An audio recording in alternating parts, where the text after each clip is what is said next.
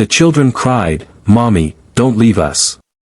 When the millionaire rushed over, he only had time to. The downpour began just after dusk, slanting rain hitting the pavement like tears from the heavens.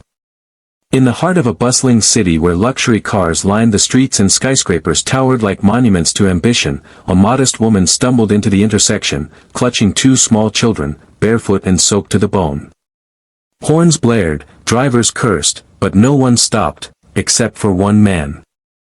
Graham Wexler was a man of impossible wealth and influence. CEO of one of the most profitable tech firms in the world, his name echoed in boardrooms and luxury galas. He had built an empire from the ground up, but in the process, had forgotten what it meant to look down, to see the world beneath his penthouse view. That night, however, something cracked through his carefully polished life. He had been on his way to an exclusive investors' dinner, wearing a $1,000 suit and rehearsing pitch lines in his head when the car jerked to a halt. Just a few feet away, a woman had collapsed in the street. Her two young children were tugging at her, screaming, "Mommy, don't leave us." Their cries pierced the night like a siren meant only for the soul. The driver, startled, looked back for direction. But Graham was already throwing open the door and sprinting through the rain. He only had time to catch the woman before her head hit the pavement. Her eyes fluttered, barely conscious, lips trembling. "Please, my babies," she whispered. The world around him disappeared. The meetings, the stockholders, the gala, it all evaporated. He cradled her gently and turned to the children, who clung to her soaked jacket, sobbing, their small faces pale from cold and fear. "We need to get her help," Graham said to the driver. "Now." They rushed her to the nearest hospital. Nurses took her from his arms while the children, barely 5 and 7, sobbed in the hallway. The older girl looked up at him with eyes too weary for her age. "Are they going to take us away?" Graham knelt. "No. I promise. You're not alone." Her name was Rachel. She had been a teacher, widowed too young, working 2 jobs to keep her children fed and in school. But a bad fall at her second job, mopping floors at a supermarket, had cost her a week's wages and left her unable to walk without pain. The bills piled up. She lost her apartment. That rainy night, she had nowhere to go but the shelter, and even that was full. As Rachel recovered in the hospital over the next days, Graham visited. Every day. He brought food, toys, even a storybook he used to read to his own daughter, long grown and estranged. The children warmed to him quickly, their laughter echoing down sterile halls. But the change in Graham was what startled everyone around him. He canceled meetings.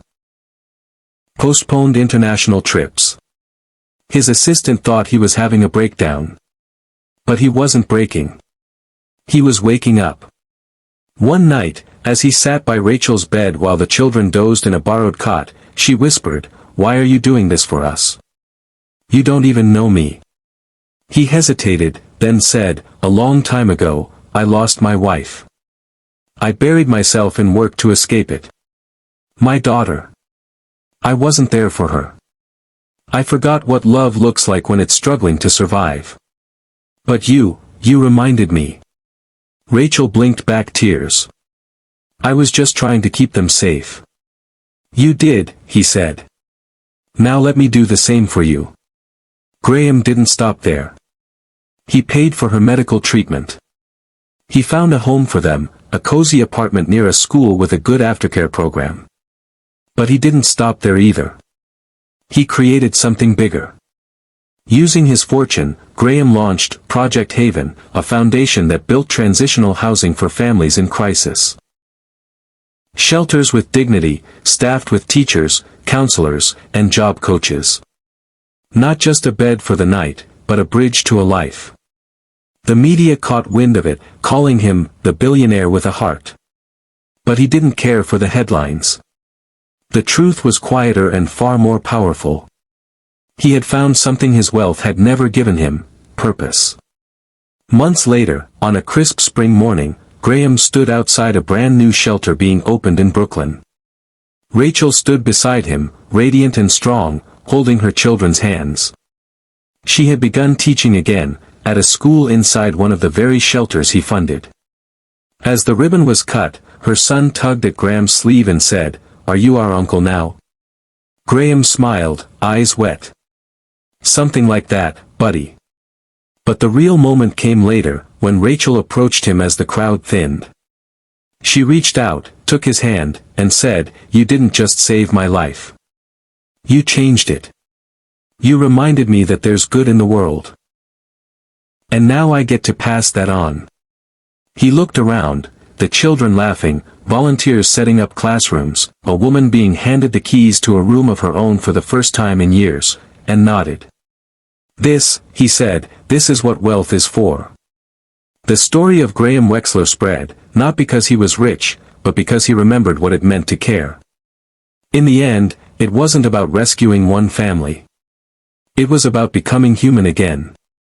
And in a world that too often turns its back, one man, humbled by a mother's courage and the tears of her children, turned his face toward compassion, and brought light where there had once been only rain.